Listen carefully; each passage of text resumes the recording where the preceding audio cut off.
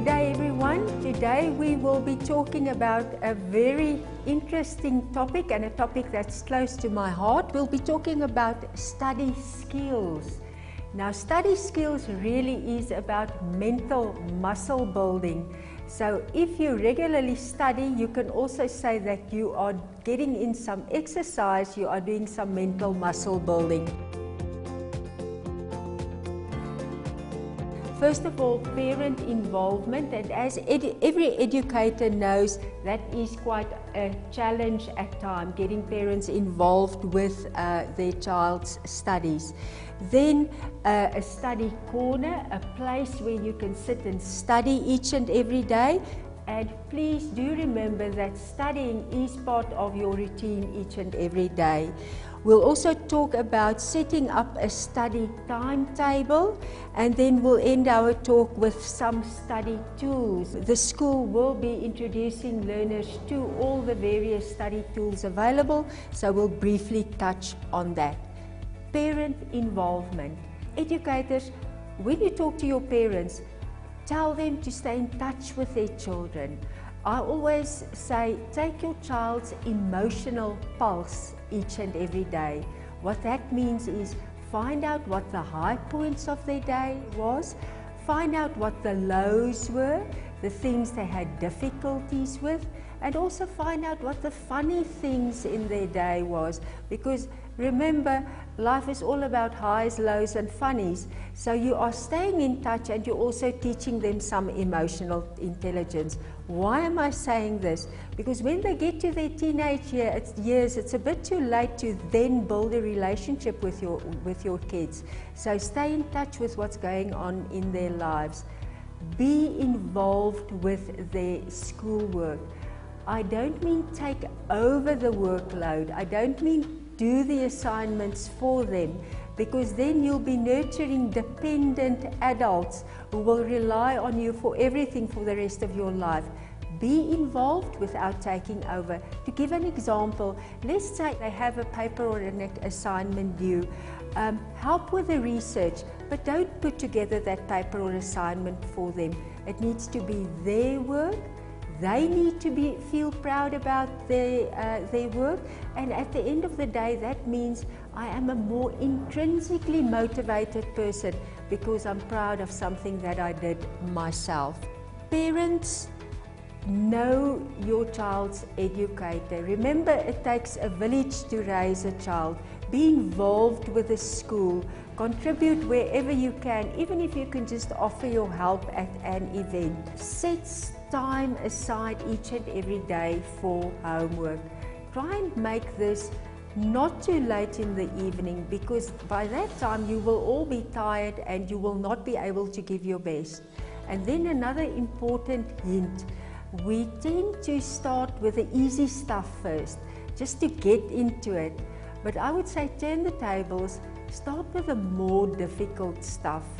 If we end every homework session on a low note, then we have a negative attitude towards doing our homework. Reading. You have to read with your younger child each and every day, and if it's an older child, parents need to do what we call the buddy system or the paired reading system in order to get them reading in the language of their instruction so that they build their vocabulary. The next aspect to cover is a study corner. Study corner meaning a space you can call your own space when you study. That should be a fairly quiet place in the house. We would all love to have studies with bookshelves and all nice facilities around us, but unfortunately that's not always possible. And to tell you the truth, the top matriculant in KZN, about 3 or 4 years ago, he was a guy who did most of his studying by candlelight. So although it's nice to have all these extras, it really is not necessary. What you do need, first of all, that fairly quiet space in your house. And by fairly quiet, I mean it doesn't have to be deprived of all sorts of noises or disruptions. It just needs to be fairly quiet. Next of all, you need all the things you need to properly study. That would be your books, your stationery, because you know what happens, you tend to procrastinate. Now I'm looking for this book, now I'm looking for a different pen, I'm looking for my lucky pen to write with, and that wastes time. Also important when you study, your brain needs a break. I would recommend primary school learners every 10 or 15 minutes, just take a 5-minute brain break. Limit yourself to 5 minutes, return to your studying. You can also do what we call interleaving, which means that you will study a less demanding subject after you've studied a more demanding subject. So a subject that takes more mental resources to really get into things. What you do then, take your brain break, study a less demanding subject, and then following the next brain break, return to the previous subject. That is called interleaving, and it's a well-researched way of studying. Setting up a study timetable. Now remember, studying is part of your normal homework routine each and every day. And the reason for this is you very soon start to forget new work that you've learned. So if we wait a month before reviewing our learning material, we'll have to learn everything from scratch. And that obviously wastes a lot of time. So studying is something we do throughout the year, but then when it comes closer to exam time, we get that demarcation and we get a list of everything that we need to study for the exams. Take the list and make an estimate of more or less how long it will take you to cover each and every topic on your demarcation. Be realistic, rather allow more time than to be over-optimistic and think you're going to cover it in less time. Once you've done that, then you have an idea of how much time you'll need for each and every subject. Then what you do is you draw up your table, your weekly timetable, or copy a timetable if you have one available, and start slotting in times for the subjects. We cannot sit at the table and study for 3 hours without a brain break. So rather start studying 3 weeks ahead of time and be realistic in terms of the time you allow yourself for afternoon study sessions. And the interleaving that we spoke about in the previous section applies to this as well. When you study a demanding subject, do your brain break and study a less demanding subject. One of the best ways to study is to test yourself regularly. So allow time in your timetable to complete any papers or questionnaires or anything that you could perhaps find that will assist you in testing your knowledge. Remember, you are building your mental muscles. So by testing yourself repeatedly, you will be fixing the information in your long-term memory. Also be careful of bottlenecks at the end of the exam. So if you focus all your time on those subjects that you write in the first week, you're going to end up with too little time to study the subjects at the end of the exam. So do your planning very carefully.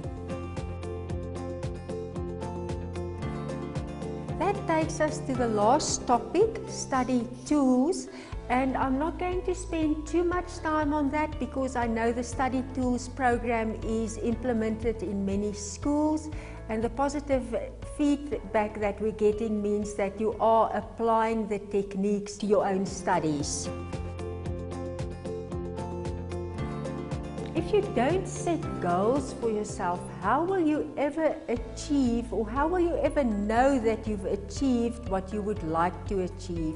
So what we advise is that you use this acronym SMART to set goals for yourself at the beginning of each and every school term. The S stands for specific. So I decide I would like to improve my marks in maths. So what I would do is I would specifically state Mathematics is the subject in which I want to improve my marks, so that's the specific part of it. The M stands for measurable. How much improvement do I want to see at the end of the school term? The A stands for achievable. Let's say I want to improve my marks by 5%. Is it achievable? In other words, is it within my reach?